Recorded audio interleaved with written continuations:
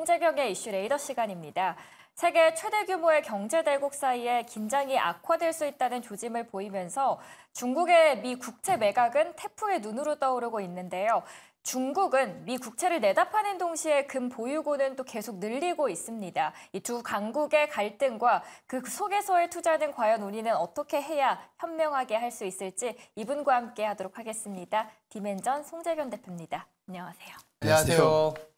오늘 미국 증시부터 한번 보도록 할 텐데요. 오늘 미국 증시가 국채 금리에 대한 압박이 좀 심했던 하루 같습니다. 어떻게 보셨나요, 대표님께서는? 예, 어제 이어서 오늘까지도 지금 미국의 그 재무부의 이제 국채 경매, 그렇죠. 가 수요가 부진하면서 우리가 어제 봤듯이 국채 경매가 있는 날 변동성이 커진다라는 걸 확인했는데, 맞아요. 아니나 다를까 어제도 이제 어제 5년물에서 그새 밤 사이에 새벽에 7년물까지 오히려 이제 금리가 더 원래 정한 것보다 더 높게 발행되면서 시장 전반에 악영향을 미쳤다 봐야 될 것 같습니다. 그래서 결론적으로는 지금부터는 앞으로의 당분간에 이제 실적 시즌이 돌아오기 전까지는 매크로 지표 그 안에서 금리에 영향을 주는 그 지표가 좀 더 중요한 영향을 미칠 것 같고요. 가장 큰 이유는 이외 목에 차 있는 밸류에이션, 미국 기준으로는 S&P 500이 한 22배 이상, 그리고 뭐 우리가 본 엔비디아나 이런 종목들도 한 40배 이상에서 거래되고 있기 때문에 이런 것들이 결국은 금리에 민감하게 반응하는 그러한 장세에 본격적으로 진입한 거다. 이렇게 보셔야 될 것 같습니다. 금리 얘기를 했는데 국채 시장이 최근에 변동성을 좀 자극한다. 공교롭게도 최근에 어제 얘기했던 부분들이 오늘 바로 나타났는데 오늘 갖고 오신 이슈도 이제 국채 수요와 관련된 부분입니다. 미국채 같은 경우에는 전 세계 투자자들, 뭐 중앙은행을 비롯해서 상당히 많은 어떤 입찰 수요를 갖고 가는데 최근에 부진했던 영향들이 여러 가지가 있지만 이제 약간 뭐 계속 나오는 얘기지만 중국도 계속 팔고 있다. 그 원인에는 미중 간의 갈등이 좀 더 깔려 있는 거 아니냐 이런 얘기들도 하시거든요. 그렇다면 계속 파는 거라고 봐야 되는지도. 뭐 방향은 이미 정해진 것 같습니다. 이미 이제 가장 큰 이유는 아시겠지만 원래 미국과 중국은 서로 사이좋게 지냈었어요. 그 전엔 원래 그 소위 이제 글로벌 그러한 그 무역 그 시스템 안에 중국을 끌어들인 것도 미국이고. 맞아요. 그 다음에 중국이 이제 경상수지를 엄청 그러니까 무역 잘해갖고 돈을 벌면 그 돈을 가지고 미국의 국채를 사주는. 주거니 받거니가 잘 됐었는데 이것이 이제 미중 갈등이 본격화되기 시작하면서 그런 이제 우호 관계가 적대 관계로 좀 깨졌다 보셔야 될 것 같고 지난 1분기 숫자가 발표가 됐는데 중국이 1사분기에 우리나라 돈으로 한 75조 원, 533억 달러의 미국 국채를 순매수했다. 이거는 아마 2016년, 15년에 중국 어려웠을 때 매각했던 이후로 가장 큰 금액이 많이 팔렸다라는 측면에서 놓고 보면 이게 미국의 국채 보유 발행 원래는 1위였던 중국이 이제 1조 보유해서 이제 한 9천억, 8천억 점점 내려가고 있거든요. 이거 결국은 일본이 이걸 대신해서 사주고는 있지만 한계가 있기 때문에 이러한 긴장 관계, 미중 간의 긴장 관계가 미국 국채 금리를 자극하는 이런 상황이 좀 지속될 가능성은 좀 크다. 이렇게 말씀드립니다. 세계에서 미국 국채를 두 번째로 많이 가진 중국이 미 국채를 매도하는 거는 미국의 장기 금리를 15년 만에 최고치로 밀어 올린 원인 중 하나다라는 분석이 나오고 있습니다. 그리고 월가에서는 중국이 미 국채를 팔아서 위안화 가치를 방어하는 한편에 달러 패권을 견제하는 것이다라는 풀이도 함께 나오고 있는데요. 이런 중국의 행보를 미국 달러 패권에 도전을 하고 있다라고 봐도 될까요?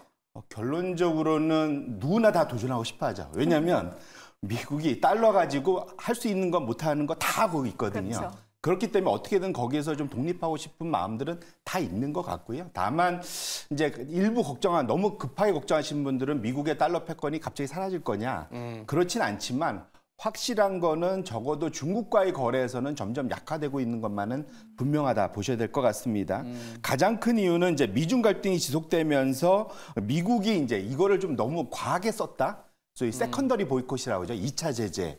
이걸 하면서 중국이 그 사이에 화웨이에서도 한번 겪었고 그다음에 이란 한번 또 받고 사실 러시아 우크라이나 전쟁 벌어지면서 러시아가 해외에 갖고 있었던 원유 팔아서 벌어놨던 자신들의 달러 자산들이 다 동결됐고 예. 이게 갑자기 그러니까 이런 거죠. 내가 저 지방에다가 뭐 미국에다가 그 예금을 달러로 해놨는데 갑자기 없어진 거예요. 아이고. 쓸 수 없고.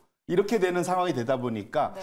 이걸 과연 내가 달러로 갖고 있는 게 맞느냐 이런 이제 고민이 들게 되는 거죠. 그러다 보니까 최근에 IMF에서 발표된 차트를 열어봐 주시면 예. 되게 흥미로운데 이게 미국과 친한 나라들은 자기 외환 보유고에서 달러 표시 채권을 갖고 있는 비중이 큰 변화가 없는데 예. 중국과 친한, 거꾸로 말하면 미국하고 덜 친하겠죠. 그렇죠. 언제든 이런 2차 제재를 당할 수 있다고 생각되는 국가들은 외환 보유고 내에서 금비중도 올라가고 달러의 비중을 줄이고 있는 방향성이 확실히 감지된다라는 것이 이제 대표적 이유입니다. 그래서 지금 차트가 열려 있는데 지금 중국 전체 외환 보유고에서 금비중이 2015년엔 2%밖에 안 됐었는데 이것이 지금 거의 아마 4월 달에는 거의 5%까지 육박을 한 상황으로 제가 파악하고 있고요.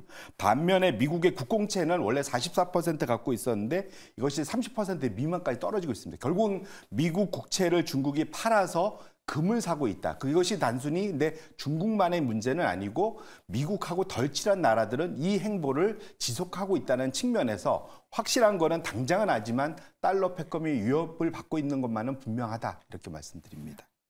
최근에 그래서 금 가격이 치솟는 이유는 여러 가지 이유가 있지만 중앙은행의 매수도 한몫을 했다. 이런 얘기들도 나오는 게 여기서도 비롯된 것 같습니다.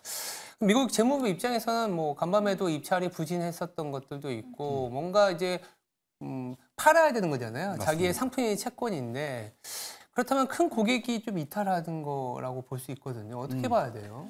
그러니까 적어도 이제 근본적으로 국채 금리란 것은 그 나라의 경제 성장률하고 그렇죠. 같이 가기 때문에 큰 그림에서는 그 방향성이 여전히 유효한데 적어도 단기적으로 놓고 봤을 때는 수급입니다.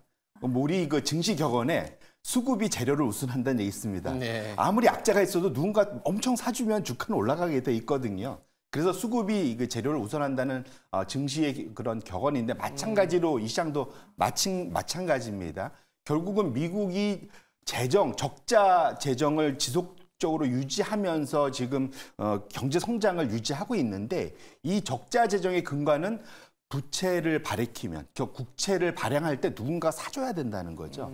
거기서 원래 이제까지는 최고의 우호적인 고객이 중국이었는데 중국이 이탈하고 있다는 측면에서는 이것을 일본이 대체를 하고는 있지만 그래서 일본은 같은 기간 동안 아까 말씀드린 대로 중국이 1조 달러 이상 보유하고 있다가 지금 9천억, 8천억 점점 내려가고 있고 이 사이 갭을 일본이 오히려 더 늘리면서 메꿔주고는 있지만 한계가 분명 있다. 이런 측면에서 놓고 보면 미국의 국채 경매, 국채 발행이 하반기로 점점 더 있을 때마다 금리의 변동성은 분명 더 커질 수 있다는 측면은 우리 투자자분들이 항상 명심할 필요가 있겠다 말씀드립니다. 금리의 변동성은 유의해야 된다라고 이야기를 해주셨고 네. 중국은 달러 자산을 매각하는 한편에 금 보유량은 사상 최고 수준을 꾸준히 늘려가고 있습니다. 심지어 각국 중앙은행들에서도 금을 조금씩 축적하는 움직임들을 보여주고 있는데요. 이런 상황에서 우리 시청자분들께서는 투자 전략을 어떻게 가져가는 게 가장 현명할까요? 결국은 말씀드린 대로 미국의 국채 수급, 참 이게 우리가 한국 투자하기 어려운 게 어려워요. 미국의 재무부가 언제 그러니까 분기 단위로 발표가 되거든요. 언제 얼만큼 국채 발행한다. 날짜를 좀 체크하실 필요가 분명히 있을 것 같고요. 규모도. 그래서 그날의 변동성은 적어도 좀 피해가실 필요가 있겠다. 말씀드리고 싶고 두 번째로는 저번에도 보여드렸겠지만 블룸버그 투자자들한테 물어봤을 때 지금 인플레이션을 해지하고 또는 경기 침체를 해지할 수 있는 가장 큰 자산으로 넘버원으로 꼽는 게 금입니다.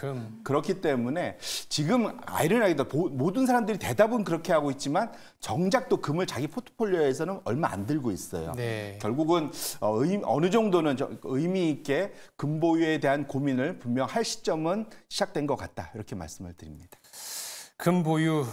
저도 금 말은 하지만 사 있지는 않고 있는데 금리라도 떼야 되나요? 네, 그래야 될 것 같습니다. 어쨌든 지금 국채 시장에 대한 변동성을 또 네. 중국의 국채 수급 변화에 대해서 아이디어를 좀 찾아봤습니다. 두 번째 좀 이슈로 넘어가 보면 최근에 조금 시장 내에서 변동성이 있는 업종이에요. 뭐 2차 전지 전기차와 관련된 부분인데 테슬라가 조금 고전을 하는 과정에서 오히려 이 고전의 배경이 또 중국의 업체 때문이다라는 얘기들이 나오는데 어제는 또 중국 비아디에서 하이브리드 신차 모델을 또 선보였다라고 합니다. 상당히 잘 만드는 거라고 하더라고요. 어떻게 봐야 돼요? 이게 이제 우리는 너무 지난 한 몇십 년 동안 약간 중국을 좀 싼 걸 좀 이렇게 표지면 후진 제품을 만드는 거라고 싸게 뭐 이렇게 약간 예. 최근에 그런 이슈도 있잖아요. 알리테무 이렇게 많이 쓰는 이유가 이렇게까지 싼데 한번 사보지 뭐 이런 느낌인 거죠. 뭐. 이제 그런 인상을 우리는 네. 갖고 있지만 현실은 생각보다 냉혹하고 의외로 이제 중국이 전 세계 자동차 시장에서 1위 수출을 국이 됐다라. 이거는 확실히 인정을 해야 된다라는 거 보고요. 투자의 세계는 냉혹하고 냉정합니다. 값싸게 성능 좋은 제품을 만들면 거기를 이길 방법이 없습니다. 그런 측면에서 어제 제가 이제 이 뉴스 보고 이제 깜짝 놀라서 저도 이제 이 이슈를 가져와 봤는데요. 중국의 1위 전기차 업체. 사실은 이제는 그 판매량으로는 테슬라를 작년 4분기에 앞섰었죠. 이번 1사분기에 조금 뒤집어지겠지만 어쨌거나 전체적으로는 하이브리드 포함해서 넘버원 세계에서 가장 많은 전기차를 판매하는 나라의 1등 기업이 비아디인데 네. 여기서 신차가 소개가 됐는데 신형 플러그드인 하이브리드입니다. 그런데 이게 풀충전, 풀주유, 그러니까 꽉꽉 채워서 한번 출발을 하면 얼마까지 갈 수 있느냐? 자그마치 2,000km. 와. 2,000km가 이게 좀 어마어마한 숫자인데요. 이게 감이 잘 없으실 텐데 지금 그 전에 지금 나와 있네요. 가장 경쟁적으로 잘 하던 데가 도요타의 캠리 하이브리드입니다. 여기가 1,100km 갈 수 있었거든요. 근데 이게 2,000km로 가고 있고요. 미국에서 지금 판매되는 그 차량 가격을 보면 도요타 캠리가 4만 불 좀 안 됩니다. 우리나라 돈으로 한 3,800~900만 원 정도 되는데 근데 지금 비아디 이번에 하이브리드 미국에서 중국에서 출시된 거는 우리나라 돈으로 2천만 원 전후예요. 한 2천만 원. 1,900만 원에서 2,600만 원 사이거든요. 결론적으로는 금액은 절반인데 지금 갈 수 있는 최대 주행 거리는 2배 가까이 된다는 측면에서는 이게 만약에 서로의 그러한 그 소위 보호무역 그런 그 장벽이 없다면 비아디가 특별한 경우가 아니면 전체를 석권할 수밖에 없는 그런 성능과 가격이 나타났다는 측면에서 제가 또 깜짝 놀라서 이 이슈를 가져와 봤습니다.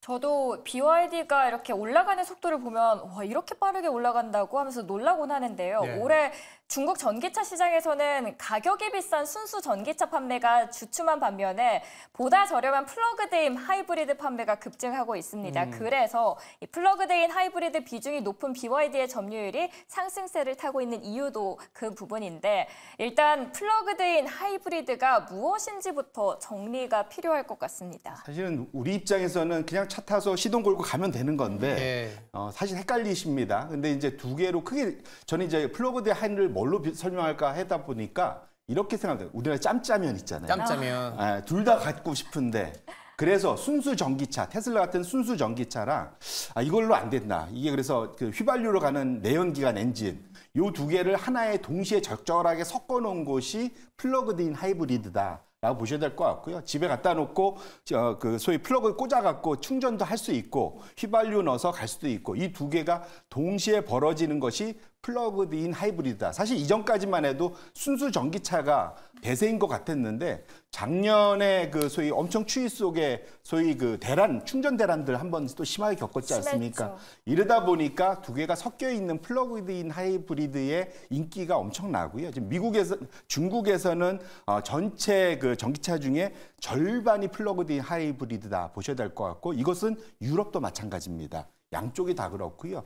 지금 미국은 상대적으로는 플러그인 하이브리드가 적긴 하지만 성장률, 증가율 측면에서는 연초 이후에 플러그인 하이브리드가 한 50% 판매량이 큰데 반해서 순수 전기차는 10% 남짓한 걸 봐서는 확실히 향후에 대해서는 순수 전기차보다는 플러그드인 하이브리드라는 측면에서 중국의 BYD의 경쟁력이 훨씬 더 위협적으로 다가오고 있는 것만은 분명하다. 이렇게 말씀드립니다.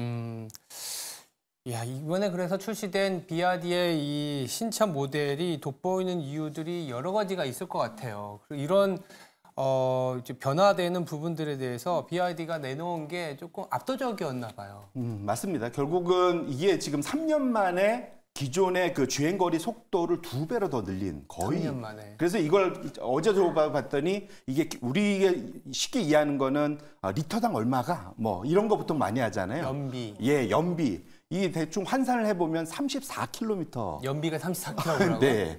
지금 그러니까 디젤이 제일 잘 나가는 게 15? 뭐 뭐 13? 예, 근데 그 2배가 넘어서 버리는. 3배 가까이 되는 와우. 거예요. 그러니까 거의 이런 표현이지만 냄새만 휘발유 냄새만 맡아도 간다 이렇게까지 표현할 수 있을 것 같은데요. 그렇게 놓고 본다면 지금 사실은 우리 입장에서는 현대차가 잘하고는 있지만 이게 장기적으로는 전 세계에서 중국에 그래서 결국은 전 세계적으로 미국도 그렇고 유럽도 그렇고 중국이 너무 이 고하인 공급한다는 걸 표현을 달리했지만 우리보다 싸게 많이 생산하다 보니까 우리나라 제조업체들이 다 죽는 거 아니야 이런 걱정들이 분명인 것만은 분명하다 이렇게 말씀드립니다. 특히 오늘날 정말 빠르게 커가는 중국 전기차 시장은 미국 기업들에게는 큰 위협이 되고 있습니다. 얼마 전에도 그래서 바이든이 중국제 7개 전략 산업 분야에서 최대 100% 관세 부과 조치를 발표하기도 했는데 중국의 경쟁력을 조금 의식한 조치라고 봐도 될까요? 그러니까 당장은 사실 아닌데 미래를 본 거다. 왜냐하면 중국이 전체 수출 물량의 절반이 유럽으로 가고요.